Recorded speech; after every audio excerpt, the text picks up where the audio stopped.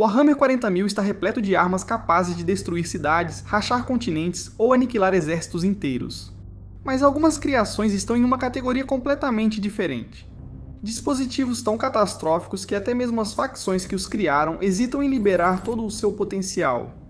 Uma lua de ataque orc é ridícula e assustadora, por isso é ótimo que ninguém tenha visto outra. Desde a Guerra da Fera no M32, quando um Aboss Orc extremamente poderoso, conhecido apenas como A Fera, usou várias dessas para atacar o Império. Ele só foi detido por uma força liderada pelo Primarca Vulcan. Uma lua de ataque é exatamente como parece, um planetoide escavado, carregado até o limite com armas enormes e perigosas, engenhocas e milhões de garotos orcs famintos por uma boa briga. Como toda invenção orc, essas coisas surgem e causam o máximo de destruição possível, atirando, explodindo e puxando com raios tratores tudo o que se aproxima, enquanto permanecem protegidas atrás de seus escudos de vazio. Sim, ela tem escudos de vazio porque as luas de ataque podem viajar mais rápido que a luz. Elas se movem por uma dimensão que os orcs chamam de subespaço, o que talvez signifique que viajam pela disformidade como todos. Ou que eles descobriram ou criaram uma dimensão nova, usada apenas para transportar essas rochas gigantes em qualquer lugar da galáxia. Ambas são igualmente possíveis. Parece ser a segunda opção, pois as luas também serviam de faróis para manter abertos os túneis de subespaço chamados de portais de guerra pelos orcs. Afinal, era isso que faziam. E isso nos leva à coisa mais horrível sobre essas luas, como elas são feitas. Então, algum orc genial começou a brincar com gravidade um dia e percebeu que, se você colocar um poço gravitacional forte o suficiente em órbita de uma lua ou planeta, várias pedras serão atraídas para ele e formarão uma nova lua ao redor desse poço gravitacional. Assim, os orcs criaram dois dispositivos capazes de realizar isso. Um dispositivo vai na superfície da rocha que você quer extrair, o outro fica em órbita, e eles são ativados, fazendo com que o planeta ou lua seja despedaçado por forças gravitacionais imensas e a carcaça de uma lua de ataque nasce. Rumores dizem que as luas eram experimentos para testar a tecnologia gravitacional, permitindo que a Fera criasse um planeta de ataque maior, mas felizmente ele foi morto antes que conseguissem. É meio engraçado que uma das super armas mais devastadoras da frota colmeia dos tirânidos na verdade não seja uma arma, mas sim um meio de transporte. Conheça o Narval, uma pequena bionave tirânida, sem armadura e sem armamento. Sua principal característica é uma série de espinhos monofilamentares que permitem detectar sinais gravimétricos a uma distância extrema, sinais que indicam, por exemplo, a presença de um sistema planetário. Cada sistema solar emite esses sinais em ondas simplesmente por existir, e o Narval os utiliza para mover toda a frota em chame, criando uma faixa de espaço comprimido para viajar, como se fosse um escorregador em escala galáctica.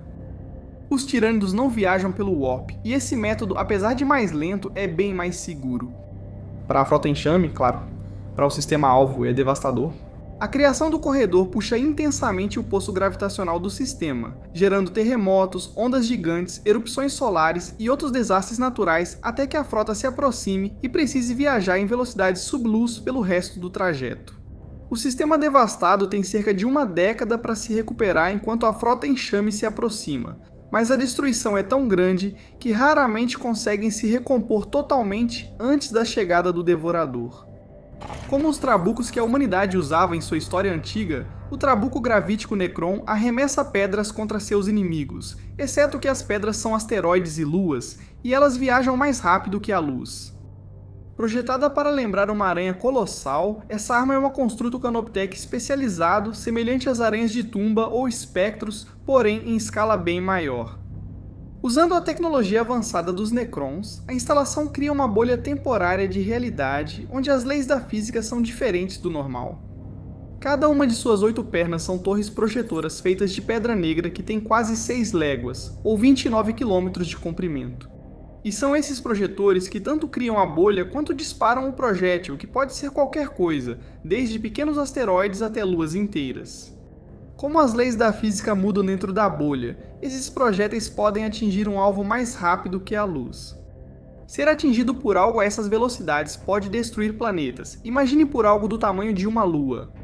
Sinceramente, é um pouco exagerado, mas era necessário. Essa arma teria sido uma das várias encomendadas na Guerra no Céu, conflito galáctico entre os antigos e os Necron-Necrontyr. Mas o Sr. Necron sem nome que a projetou foi morto antes que todas as armas fossem concluídas, e este único exemplar sobrevivente foi deixado abandonado no vazio. Quando a dinastia Necron, que ajudou a construir a Trebuchet, despertou milhões de anos depois, entrou em conflito imediato com o Império e precisou usar a arma. Como a nave deles estava seriamente danificada e não resistiria a uma batalha contra as pesadas naves imperiais, os Necron decidiram escapar usando a Trebuchet para lançar sua nave através do setor até outro mundo túmulo. Enquanto isso, as forças Necron restantes e a Marinha Imperial destruíram o bastante entre si para forçar uma retirada total, e o status da Trebuchet gravitacional segue desconhecido. O Império governa 1 milhão de mundos, mas destrói mais do que muitos imaginam. Quando um planeta é declarado além de qualquer salvação, seja por estar dominado pelo poder corruptor do caos, prestes a ser devorado pelos Tiranides, ou por alguma outra calamidade que torne o próprio planeta perigoso demais para ser salvo, o Império recorre à sua sanção final, o Exterminatus. Antes do disparo, o mundo é isolado, comunicações cortadas, viagens proibidas e a frota em órbita mais próxima. A partir daí, o Exterminatus é realizado por um dos 3 métodos aprovados, Provisio Primus, Provisio Secundus ou Provisio Ultras, dependendo do nível de purificação necessário. O Primus utiliza o infame vírus devorador de vida para deixar um planeta completamente sem vida. Após liberado, consome toda a matéria orgânica em minutos. Qualquer coisa que não esteja enterrada em um bunker selado é instantaneamente reduzida a uma lama, nem mesmo os ossos sobrevivem. Quando o vírus se consome, deixa gases voláteis na atmosfera que a frota incendeia, provocando uma tempestade de fogo planetária que ferve os oceanos e limpa toda a superfície. Istis Van 3 é o caso mais famoso em que Horus usou projéteis devoradores de vida para matar lealistas em suas próprias tropas. Secundus é provavelmente o mais direto, é a imolação total do planeta. A superfície é bombardeada com munições que provocam uma tempestade de fogo global que varre o planeta por completo. Isso inclui saturação nuclear, torpedos incineradores atmosféricos à base de plasma e mísseis mortais armados com Phosphex, que é uma arma como se o Napalm fosse vivo e te odiasse. Ele queima até mesmo no vácuo e gruda em qualquer coisa que tenha o azar de ser atingida por ele. Pior ainda, todos esses métodos tornam a superfície inabitável por séculos. Ultras é o nível mais extremo, usado quando autoridades imperiais veem a existência do planeta como ameaça. Esse método utiliza muitos bombardeios orbitais com torpedos ciclônicos, que são projetados com várias ogivas diferentes para basicamente fazer o que as armas Secundus fazem, mas de forma muito mais permanente. Existem coisas como bombas de radiação, plasma bruto e, finalmente, fogo nucleônico, que converte qualquer matéria bruta que toca em energia térmica, assando o planeta e evaporando sua atmosfera. O verdadeiro trunfo final do Exterminatus são os torpedos ciclônicos de 2 estágios, que penetram fundo na crosta e explodem, fazendo o planeta literalmente se despedaçar. Somente inquisidores, mestres de capítulo dos Space Marines, lords altos almirantes ou lords comandantes da Astra Militarum podem ordenar o Exterminatus. Se seu planeta receber esse tratamento é porque heróis famosos da humanidade ficaram tão irritados que o ordenaram. Montado nas proas de cruzadores e couraçados imperiais, o canhão nova é uma das armas mais destrutivas já feitas pela humanidade. Usando impelidores gravimétricos em vez de sistemas de disparo convencionais, esses canhões enormes são essencialmente um railgun hiperpotente que acelera ogivas a quase a velocidade da luz e é capaz de atingir alvos a mais de 10.000 km de distância. Um único disparo pode partir um cruzador ao meio ou vaporizar esquadrões inteiros ou naves menores. Devido ao seu recuo, canhões novas só podem ser instalados na frente da nave, e apenas naves com os maiores reatores conseguem alimentá-los com segurança. E assim, a maioria das naves equipadas com canhões nova tende a ser construída para esse propósito. As barcaças de batalha dos fuzileiros espaciais, por exemplo, quase nunca carregam esses canhões, pois as demandas de energia para usar essa arma, além das outras operações típicas da nave, podem deixá-la incapacitada no meio da batalha. Mas não é uma arma de uma função só, os tipos de projéteis usados podem variar bastante. Alguns são projéteis padrão de plasma ou autoexplosivo, mas o Mechanicus criou cargas ainda mais estranhas ao longo dos séculos. Projéteis Doppler detectam naves camufladas emitindo ondas gravimétricas como sonar. Eletromagnéticos embaralham sensores, gravitacionais colapsam em microburacos negros, e os de fenda abrem brechas para a disformidade. Essas últimas ogivas são tão voláteis que só são armadas após o disparo para evitar que uma nave se destrua acidentalmente. Durante a Grande Cruzada, os canhões Nova eram experimentais e poucos capitães confiavam neles, justificando sua ausência nas naves do caos. Na época da heresia de Horus, já tinham fama temível, e nos milênios seguintes, tornaram-se a resposta do Império contra frotas hereges e naves de guerra Xenos. O design do canhão Nova produziu vários padrões distintos ao longo do tempo. O padrão Marte é o maior e mais estável. Dizem que sua explosão equivale a dezenas de ogivas de plasma. O padrão Risa favorece macrobombas de plasma instáveis que causam mais dano, mas frequentemente superaquecem a própria arma. E até mesmo versões terrestres existem. O lendário Ordinatus Armageddon, conhecido como Oberon, é um canhão Nova erradicador montado em um trenó antigravitacional do tamanho de um prédio. É a arma que ajudou a decidir a Batalha de Hell's Reach, destruindo um titã Gargantiorque com um único disparo. Nas mãos de um comandante experiente, um canhão Nova pode decidir a batalha antes mesmo de começar. O artista Draconari de Alaxla era um escultor renomado, e sua última galeria incluía peças de cristal realistas feitas para se parecerem com outros Eldar negros, com expressões de horror muito realistas em seus rostos. Durante um ataque de uma casa rival, seus laboratórios também foram saqueados, e o segredo de seus talentos artísticos foi descoberto e acidentalmente liberado. Jalaxlar havia criado a Praga de Vidro, que transformava seres vivos em estátuas de vidro. Mas é especialmente assustador para os Drakari, pois os elimina permanentemente. Normalmente, um Drakari que foi morto pode ser revivido, clonado ou trazido de volta por outros meios, se tiver pago um homúnculo antecipadamente, é claro. Por isso, morrer de verdade e ser devorado por Slaanesh é um destino terrível para eles. A praga liberada se espalha como um vírus transmitido pelo ar, infectando milhares de cidadãos na cidade de Kamara. Somente com a intervenção do Coven de Homúnculos, conhecido como Helix, o surto foi contido e um contravírus foi liberado. Para o resto da galáxia, a Praga de Vidro não causou danos reais a Kamara, e agora é vista como uma das armas virais mais potentes dos Eldar Negros. Se ela fosse levada para um mundo imperial, é muito provável que pudesse exterminar toda a população em questão de horas, deixando um mundo intocado pronto para ser saqueado e decorado com belas estátuas de vidro. Considerando que os Eldares são uma espécie tão antiga, não é surpresa saber que eles possuem vários métodos de destruir planetas semelhantes aos do Império, e provavelmente o mais artístico é o Coração de Fogo. Antes da queda, a civilização Eldari tinha vários desses grandes dispositivos em forma de torre. Seu funcionamento é pouco conhecido pelos de fora, mas podemos afirmar que esses dispositivos eram aterrissados em um planeta e ativados à distância por um poderoso comando psíquico, enviando então um pulso de energia intensa ao coração do mundo, forçando o núcleo a colapsar e o planeta a se despedaçar, enquanto o magma subterrâneo era empurrado para cima. Esses artefatos poderosos foram, é claro, acumulados pelos ricos e poderosos, e quando as coisas começaram a desmoronar na sociedade Eldari, eles fugiram com eles para a Teia, guardando-os para uso futuro. O problema é que, ao se tornarem os Drakari, esses lunáticos depravados tiveram que parar de usar poderes psíquicos e basicamente perderam até a capacidade de ativar seus Fire Hearts. Isso mostra que o único relato do uso de um Fire Heart foi fruto de uma improvável aliança entre Drakari e seus primos do mundo astronave, que usaram o artefato para destruir um enxame de tiranídeos em Duria. Só podemos supor que depois disso, as duas forças prontamente voltaram a se matar. O Raptores Rex é a poderosa fortaleza estelar móvel e mosteiro fortaleza do capítulo Gaviões de Fogo.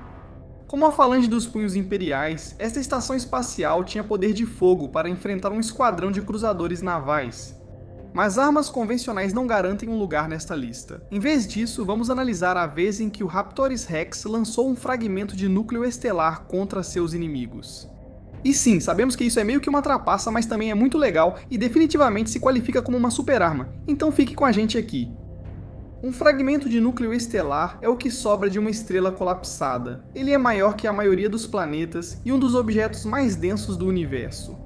Com o auxílio do sacerdote tecnológico de Angstrom, os Firehawks levaram um desses fragmentos para a batalha contra as forças sucessionistas de Lufturon na Guerra de Badab. Uma frota massiva chegou subitamente ao sistema Badab e atacou o sexto planeta. Apesar da reação rápida dos defensores, não impediram que o fragmento do núcleo estelar fosse lançado contra eles. Logo, o fragmento do núcleo passou pelo Raptores Rex e atingiu a estação Sentinel Sigma. Quando toda a estação de batalha mirou suas armas no fragmento do núcleo estelar, dispararam sem efeito significativo. O anel de aço que protegia Badab foi desativado, sem poder mirar na armada lealista que se aproximava. Explosões atômicas cercavam Badab, e os sistemas de mira dos sucessionistas disparavam acidentalmente entre si. Só quase a queima-roupa, os lasers de defesa e canhão de arco das fortalezas estelares conseguiram afetar a matéria incandescente, despedaçando os fragmentos. Uma onda de energia varreu Sentinel Sigma, tingindo seus escudos de vazio, falhando com calor extremo e atravessando naves de defesa e caças em uma torrente de destruição. Após a tempestade de energia, os Anjos da Morte chegaram enquanto torpedos de abordagem e arietes de assalto atingiam a Sentinel Sigma, trazendo o poder dos capítulos Filhos de Medusa e Exorcistas. Logo estavam em combate nos câmaras e corredores da estação, enfrentando os servos de batalha e as garras astrais. A principal lição é que nem sempre é preciso uma super-arma avançada para vencer. Às vezes só é preciso uma pedra grande para arremessar contra os inimigos, uma tática usada desde o início da humanidade. A maioria na galáxia cria super-armas para destruir continentes ou planetas, mas os Tau, como sempre, optaram por algo mais sofisticado. Durante a campanha deles no sistema Kaurava, os Tau implantaram uma arma experimental de longo alcance na base lunar fortificada de Nanianoi, o Canhão Arca. Criado pela Caça da Terra sob supervisão do comandante Oriska, este protótipo buscava transformar a forma de fazer guerra na região. O Canhão Arca não foi criado para destruição em massa como outras armas. Em vez disso, ele disparava pulsos de energia ajustados para matar apenas formas de vida orgânicas avançadas, sendo letal apenas para qualquer coisa com um sistema nervoso sofisticado, como humanos, Astartes, Eldar, etc. O Canhão Arca pode eliminar a verdadeira ameaça, mantendo intacta a infraestrutura como estradas, pontes, bunkers e depósitos de suprimentos. Os Tau poderiam, em teoria, destruir um exército com um só disparo e depois avançar com a infantaria para capturar as defesas intactas. Mesmo em Kaurava, vários canhões classe Arca foram posicionados em órbita para apoiar as defesas de Nanianoi, criando um sistema em camadas de extinção cirúrgica. Mas o experimento acabou fracassando. Quando a posição dos Tau em Nanianoi desmoronou, o projeto Arca morreu junto, abandonado pelo comando Tau por ser caro demais e incapaz de realmente deter seus inimigos, que acabaram tendo sucesso apesar da presença dessas armas incríveis. Existe uma arma em todo o universo de Warhammer que é tão absurdamente poderosa que até mesmo os Necrons, aquele antigo império que despedaçou seus próprios deuses e transformou seus corpos em baterias vivas, recusaram-se a usá-la de forma casual. Este é o Celestial O'Hare, um mecanismo escondido dentro do mundo coroa Necron de Thanatos. Isso é considerado o maior tesouro de toda a galáxia. De acordo com os registros sobreviventes, ela foi criada em eras distantes antes da Guerra no Céu, provavelmente pelos artesãos de uma linhagem agora esquecida conhecida como Dinastia Oriskar. Para os Necrons, ela é tanto uma arma quanto uma obra de arte, um modelo holográfico da Via Láctea. Suspensa em uma estrutura de geometria brilhante, cada estrela é representada por um fragmento flutuante de necroderme, o metal vivo que compõe todos os corpos Necron. E aqui está a parte assustadora. Toque em uma dessas estrelas, apenas encoste na réplica, e a estrela real que ela representa entra em supernova. De verdade, o artefato apaga sistemas inteiros com um toque e desestabiliza setores com um gesto descuidado. Com movimentos precisos, um usuário pode mover corpos estelares para novas trajetórias. Chamar isso de super-arma chega a parecer infantil, é mais como ter o controle dos bastidores da própria ordem cósmica. Mesmo assim, a Corte Real de Thanatos o vê como ferramenta de jardinagem, não como uma arma apocalíptica. Eles podem apenas quando necessário, o que faz sentido considerando o dano que essa coisa poderia causar. Diversas facções já lutaram, conspiraram ou invadiram tentando tomar o O'Hare, mas ele permanece com os Necron. Um dos incidentes mais infames ocorreu no ataque de Abaddon a Cadia. Charles in the Infinite chegou em Thanatos, deu uma olhada no desastre que se desenrolava pelas estrelas e imediatamente deu um soco no rosto do Alto Astromante. Segundo ele, a corte falhou em seus deveres de jardinagem cósmica. Para eles, brigar perto de um dispositivo capaz de destruir a realidade era a maior irresponsabilidade já cometida por um Necron. Bem, isso foi assustador. Armas capazes de destruir planetas são comuns na ficção científica, mas 40K sempre precisa ser o mais dramático. Nem discutimos metade dos criadores do Apocalipse que vagam no futuro sombrio. Qual foi seu favorito? Que super-arma que nós não discutimos você gostaria de ver na próxima vez? Conte pra gente nos comentários. E já que você está aí embaixo, por que não dar uma olhada na nossa área de membros? Tem uma boa variedade de benefícios para escolher, desde os iniciados que nos ajudam a manter os pergaminhos organizados, até os irmãos de batalha que têm acesso antecipado a todas as nossas discussões, chegando até os nobres mestres de capítulo, que têm seus nomes exibidos bem aqui no final dos nossos vídeos. Se nada disso agradar, deixe um like e se inscreva para apoiar de graça. Sempre buscamos mais recrutas para tocar as operações galácticas do Morlor.